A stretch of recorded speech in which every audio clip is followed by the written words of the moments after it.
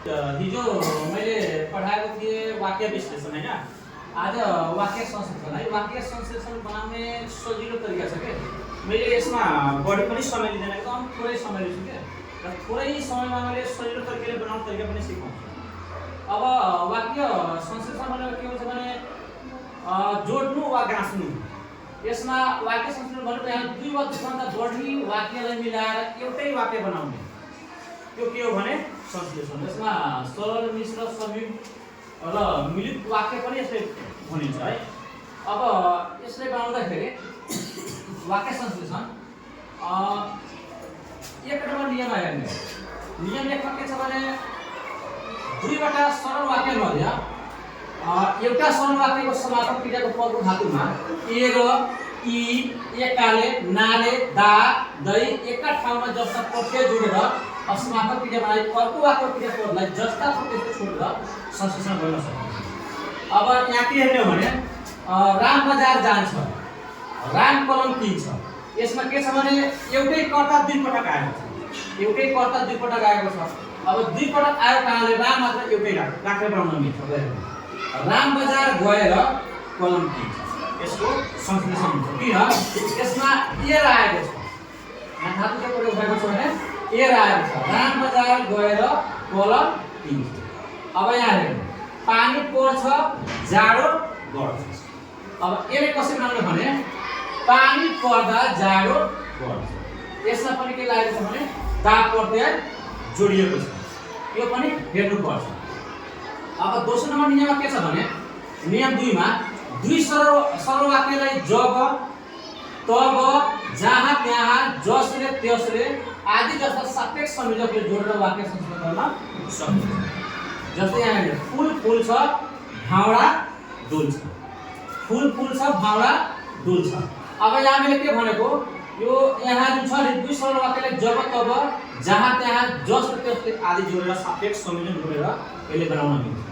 अब यहाँ के छ भने जहाँ फूल फुल्छ त्यहाँ भाउडा डुल्छ।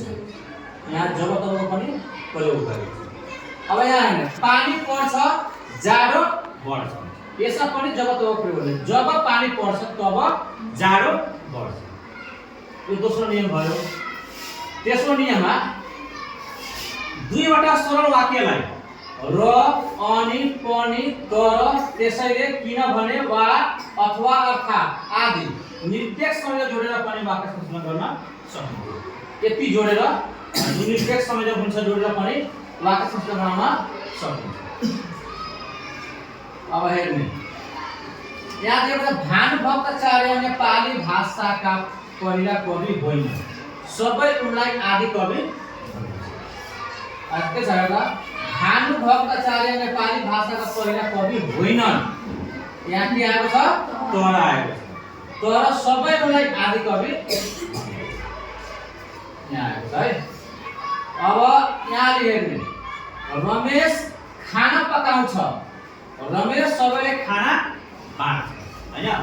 अब यसमा पनि के जोड्ने भने रमेश खाना पकाउँछ अनि सबैलाई बाँड्छ हैन। यो तरिकाले बनाउन सकिन्छ। तर यसमा अरु पनि छ है, धेरै जसो ठाउँमा 4 वटा 5 वटा या ठुलो वाक्यहरु पनि आउँछ, त्यसले पनि वाक्य संश्लेषण गर्न सकिन्छ हैन। तर त्यस्ता कुराहरु त बढी आउँदैन यसमा, त्यस्ता कुराहरु हैन। तर मैले यहाँ राखेको छु है, थोरै राखेको छु। एउटा देवकोटाले कथा लेखेका छन्, देवकोटाले निबन्ध लेखेका छन्, देवकोटाले कविता लेखेका छन्, देवकोटाले महाकाव्य लेखेका छन्, उनलाई महाकवि। यस्ता पनि किताबमा हुन्छ नि त, एसीमा यस्ता कुराहरु आउँदैन हैन, ठुला ठुला आउँदैन। तर पनि मैले बुझ्नको लागि यहाँ थोरै राखिदिएको पनि छु है।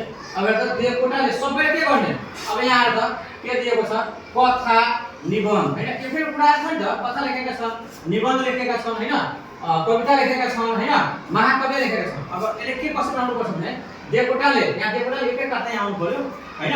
देवकोटाले कथा यहाँ आयो, निबन्ध यहाँ आयो, कविता यहाँ आयो, महाकाव्य यहाँ आयो। अब यहाँ के जोड्ने हो भने लेखेका छ नि भने लेखेकाले हैन, प्रत्यय लेखेकाले उनलाई महाकवि। अब एउटा अझै छ है, हाम्रो गाउँमा एउटा विद्यालय छ, विद्यालय राम्रो छ, विद्यालयमा राम्रो पढाइ हुन्छ, विद्यालयमा शान्त वातावरण छ, विद्यालय सबैले मन पराउँछ। अब यसले कसरी नहुने? हाम्रो गाउँमा भएको एउटा राम्रो विद्यालय, राम्रो पढाइ, शान्त वातावरण भएकाले यस विद्यालय सबैले मन पराउँछ भने यो सजिलो तरिकाले बनाउन सकिन्छ।